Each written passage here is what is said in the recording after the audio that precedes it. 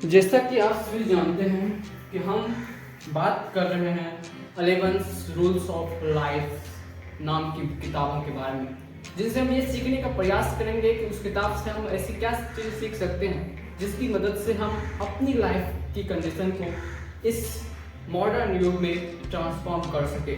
Modern युग, मैंने इस शब्द का प्रयोग किया क्योंकि आज से कई सालों वर्ष पहले बहुत लिमिटेड चीज़ों की ज़रूरत होती थी आपको सक्सेस होने के लिए, आपको अपने सोसाइटी में एग्जिस्ट करने के लिए। लेकिन जैसे जैसे हमारी देश मॉडर्न होती चली गई, हमारी लोगों की सोच बदलती चली गई, उनको लोगों को देखने का नज़रिया बदलता चला गया, उसके अनुसार लोगों के जो वेशभूषा है वो भी चेंज होती गई, लोगों के बोलने के तरीका, लोगों की ड्रेसिंग सेंस, लोगों की बॉडी स्ट्रक्चर, वो सारी चीज़ें चेंज होती चली गई और लोगों को लूटने का तरीका भी चेंज होते चला गया। इसलिए यदि आप कुछ चीज़ों के बारे में नहीं जानते हैं तो ये दुनिया आपको कहाँ पे लूट लेगी इसकी कोई भी गारंटी नहीं है। तो जैसा कि हम पिछले सेशन में बात कर चुके हैं, जब एक डिलीवरी बॉय चेतन भगत से मिलते हैं तो किस तरह से चेतन भगत बताते होंगे कि उनकी असली प्रॉब्लम क्या है। उनकी प्रॉब्लम ये नहीं है कि वो गरीब है, उनकी प्रॉब्लम ये नहीं है कि वो अशिक्षित है, उनकी प्रॉब्लम ये नहीं है कि उसके पास रुपया नहीं है, उसके पास बॉडी नहीं है, उसकी प्रॉब्लम ये नहीं है कि इन परिस्थितियों के कारण उसकी गर्लफ्रेंड उसे छोड़कर चली जा चुकी है। उसकी प्रॉब्लम कुछ और है कि वो अपने आप को जिम्मेदार उस प्रॉब्लम के लिए नहीं मान रहा है कि whatever you are the problem is you, कि आपको अपनी प्रॉब्लम सॉल्व करने के लिए पूरी एफर्ट डालनी पड़ेगी। हाँ, तो इस बात पे चर्चा कर रहे थे कि अपनी क्लास को तोड़ने के लिए, अपनी क्लास को जंप करने के लिए आपको बहुत ज़्यादा मेहनत करने की आवश्यकता है। ठीक, यदि आप इन तरह की चीज़ों में विश्वास करते हो कि good things happen with good people, then आप दुनिया के बहुत बड़े बेवकूफ़ इंसान हो। ठीक, हमारे सोसाइटी में कई तरह के लोग रहते हैं। जैसे आपके जिस मोहल्ले में रहते हो, जिस सिटी में रहते हो, वहाँ पे एक एरिया होगा पुलिस लाइन, एक एरिया होगा जहाँ पे पॉलिटिशियंस ज़्यादा रहते हैं, एक एरिया होगा जहाँ पे जज लोग रहते हैं, एक एरिया ऐसी होगी जहाँ पे आपके जैसे लोग रहते हैं, एक एरिया के स्लम्स के एरिया लोग सब। और ये सबसे अच्छी बात नहीं है कि जिस एरिया में स्लम्स के लोग रहते हैं उस एरिया में किसी आप बड़े लोगों को रहते हुए नहीं देखोगे।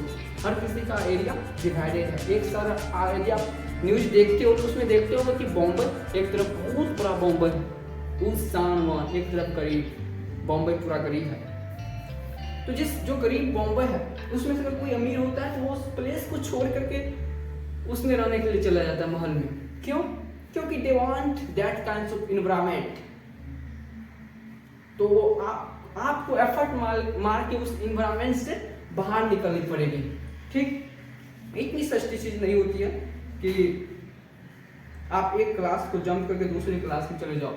आज हमारे देश क्या पूरी दुनिया में मात्र 1% लोग जिसे एलिट क्लास बोलते हैं उसके पास लगभग 90% वेल्थ और संपत्ति है, और जो 90% पीपल है जिसे हम देश की जनता बोलते हैं उसके पास मात्र 1% वेल्थ है दुनिया की। ये हर देश की यही कंडीशन है, खासकर हमारे देश में ये गैप बहुत बड़ा है। तो यदि आप बदलना चाहते हो तो आपके अपने ऊपर काम करना पड़ेगा, आपको अपने माइंडसेट को चेंज करना पड़ेगा और इस मॉडर्न युग में किन चीज़ों पर ज़्यादा काम करने की ज़रूरत है ये समझने की ज़रूरत है। और ये समझने के लिए आपको किसी न किसी चीज़ की तो हेल्प लेना पड़ेगा। कोई भी अपने पेट से पैदा होकर सब कुछ सीख के नहीं निकलता है कि हमें ये करना है। वैसे दुनिया में आकर हाथ पाँव मारता है, कोई कहीं ना कहीं कुछ पकड़ लेता है तो उसे खींच के एक डायरेक्शन लेके चला जाता है।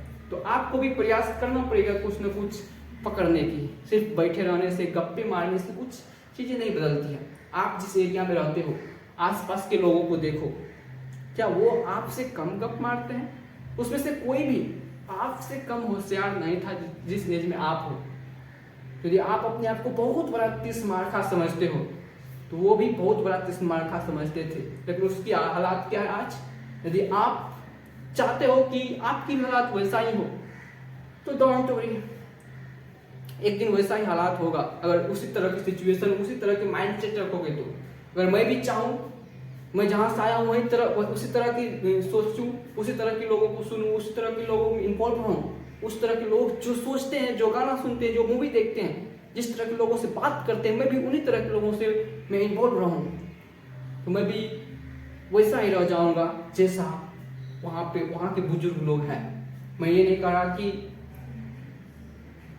लोग अपनी जिम्मेदारी के लिए 99% तक खुद जिम्मेदार होते हैं। हो सकता है 1% के लिए गवर्नमेंट जिम्मेदार हो, सोसाइटी जिम्मेदार हो, उस तरह के एनवायरनमेंट नहीं दे पाए हैं, लेकिन 90 से 99% आपको एफर्ट मारनी पड़ेगी। आपको भी पता है कि क्या करना जरूर है इस वक्त, लेकिन आप वो नहीं करोगे क्योंकि आपको मजा चाहिए, क्योंकि आप उस तरह के एनवायरनमेंट में नहीं जा रहे हो जहां आपको अपनी बैरियर तोड़ने की जरूरत पड़े। ये क्लास गैप कैसे टूटेगा जब तक आप एफर्ट नहीं मारो। हर डायरेक्शन से क्लास गैप तोड़ना पड़ेगा। ये नहीं कि आपके पास रुपया नहीं है, रुपया कमा लिया तो आपको क्लास गैप खत्म हो गया। एक बोलते हैं, एक मुहावरा चलता है कि लेवल होता है, अपनी अपनी लेवल होता है। पैसा आने से क्लास नहीं चेंज हो जाता है। उस तरह के माइंड सेट, उस तरह की बिहेवियर, जिस तरह से आप बात करते हो, ये सारी चीजें डिपेंड करती है। किस तरह से आप बोलते हो, किस तरह से आप देखते हो किसी को, ये भी चीजें इंपॉर्टेंट करती है। आप साधारण सी बात है, आप जाकर किसी सलम्स में 5 लोगों से बात कर लेना, उसकी बात करने की तरीका, उसकी बोलने की तरीका, उनकी रहने के तरीका को देख लेना। और जो लोग दूसरे क्लास के हैं, आप जाकर किसी पुलिस लाइन में पुलिस लोगों की रहने का तरीका देख लेना, काफी डिफरेंट होगा। उन लोगों की माइंड से बात करके देखो, माइंड से डिफरेंट होगा। यदि आपकी हालात उस तरह की नहीं है तो आप प्रयास करो, छोटी छोटी प्रयास से कि आप जिस स्कूल में पढ़ते हो, देखो हमारे आसपास उस स्कूल के बच्चे किस तरह के हैं, किस तरह से बिहेव करते हैं। उसमें जो आपके माइंडसेट को लोगों की तरफ ले जा रहा है, उनसे दूर होने का प्रयास करो। ये नहीं कि उसे बजाना नहीं, उसे बात कितना बात करनी है, ये आपके ऊपर डिपेंड करता है। और धीरे धीरे प्रयास करो उन लोगों के क्लोज होने का जो आपसे अच्छा बोलता है, जिनकी बॉडी लैंग्वेज अच्छी है, जिनकी ड्रेसिंग सेंस अच्छी है।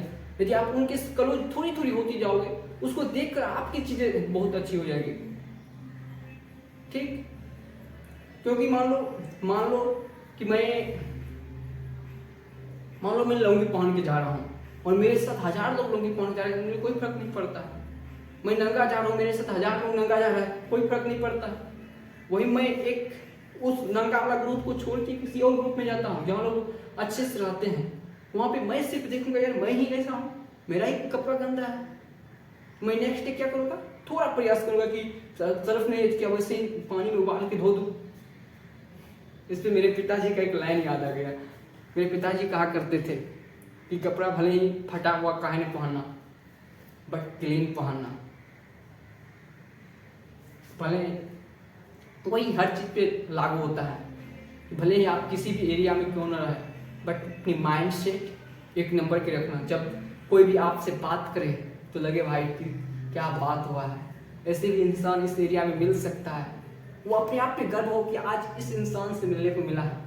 तो ऐसे सब चीज़ों पे चर्चा की जाएगी इस बुक्स में, और नेक्स्ट एपिसोड में हम बात करेंगे फर्स्ट रूल्स ऑफ लाइफ के बारे में। तो मिलते हैं हम नेक्स्ट वीडियो में। मुझे उम्मीद है कि बहुत चीज़ें आपको सीखने को मिला होगा। और थोड़ी डिस्टर्बेंस के लिए सॉरी। आप भले ही दुनिया के किसी भी कोने में क्यों ना हो, हर जगह हायरार्की सिस्टम चलती है।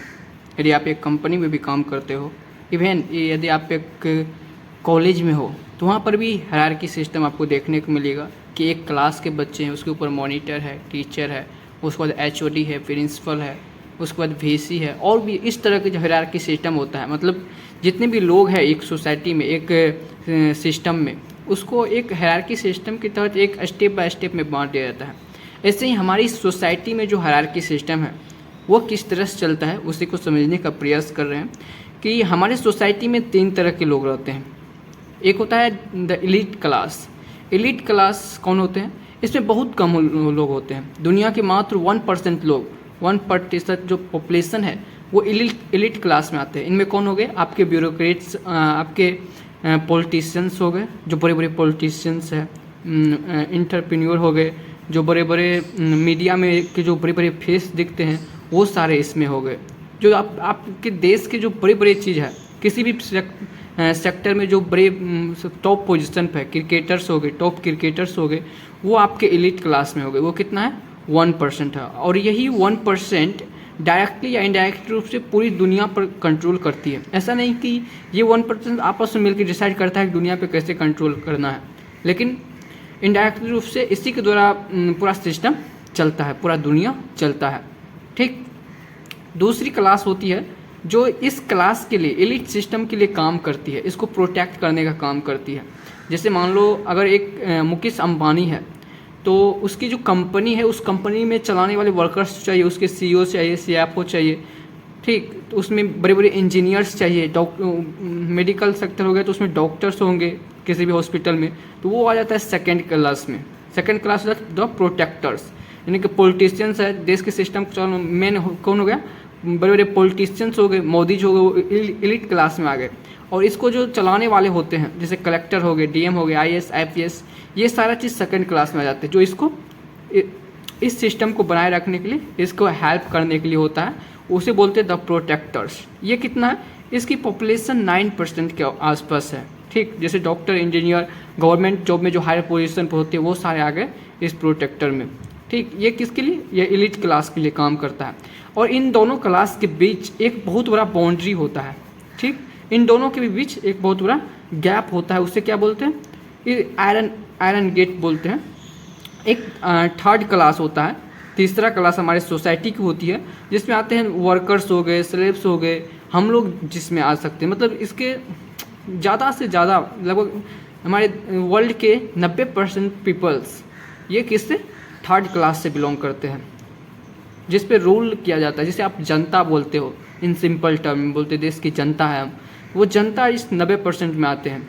जो वर्कर्स हो गए, स्लेव्स हो गए, ड्रोन्स हो गए, ये सारी चीज़ें 90% में आता है। ठीक।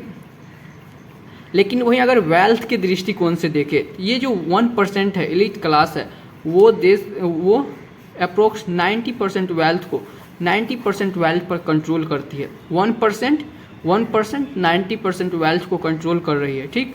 वहीं जो ये प्रोटेक्टर्स है बीच में, जो एलिट क्लास के लिए, एलिट क्लास को एलिट बनाने पर काम करती है, उसको बनाए क्लास मेंटेन करके रखता है, वो उसकी जो 9% है, इसका भी मतलब वेतन ठीक ठाक है, इसकी परसेंटेज के अनुसार इसके पास 9% वेल्थ होता है टोटल वेल्थ में से। तीसरा हो गया थर्ड क्लास, जो 90% पॉपुलेशन है, इस 90% के पास मात्र 1% वेल्थ होता है। ठीक। अगर आप चाहते हैं कि इस थर्ड में से सेकंड में जंप करना, तो अगर आप इंडिया से बिलोंग कर रहे हैं तो आपके लिए एक चीज़ जरूर होगा, without good English speaking skills you are judged and commended to remain in class third. बिना गुड इंग्लिश के आप इसमें नहीं जा सकते हैं। यदि जैसे विराट कोहली है, वो एलिट क्लास में, अगर उसका इंग्लिश अच्छा ना भी हो तो उसको कोई फ़र्क नहीं पड़ता, लेकिन आप यहाँ हैं तो आपको इंग्लिश ज़रूरी होगा जंप करने के लिए, सेकंड में जाने के लिए। जैसे गवर्नमेंट जॉब्स आप क्वालिफाई करते हो, वो हो गया। अब हम बात करते हैं इस बाउंड्री के बारे में। ये बाउंड्री, हर क्लास के बीच में एक गैप होता है, उसे बाउंड्री बोलते हैं। उस बाउंड्री के बारे में यहाँ बताया गया है। जैसे क्लास 1 और सेकेंड को जो बाउंड्री, बीच में जो बाउंड्री होती है, वो उसको अच्छा से देखिए क्या होता है। अगर इस बाउंड्री को तोड़ना है या इस बाउंड्री को बनाने में क्या काम करती है, अगर इस बाउंड्री को आपको तोड़ना है तो आपको अपनी नेटवर्किंग पर काम करना पड़ेगा, अपनी हार्डवर्क पे काम करना पड़ेगा, लक या गॉड गिव टैलेंट, यानी किसी स्पेसिफिक्स में बहुत ज़्यादा टैलेंट हो गया तो वो इस बाउंड्री को गैप कर देगा, या क्रिएटिविटी बहुत ज़्यादा आ गया तो वो इस बाउंड्री को पार करके इसमें आ गया। जैसे टैलेंट की बात करें, कोई मतलब गरीब फैमिली का बच्चा अच्छा क्रिकेट खेलता है तो वो इसमें आ जाएगा। क्रिएटिविटी, कोई अच्छा फिल्म मेकिंग बनाता है तो वो इसमें से क्लास इसमें आ जाएगा। यही अगर थर्ड क्लास से सेकंड क्लास में जंप करना चाहते हैं, इसके बीच जो बैरियर है, इसको जंप कैसे किया जाए, तो इंग्लिश एंट्रेंस एग्जाम्स दे सकते हैं, body language, networking, cultural content, access to job opportunity, इन सारी चीज़, ये सारी चीज़ आपको बैरियर का काम करता है।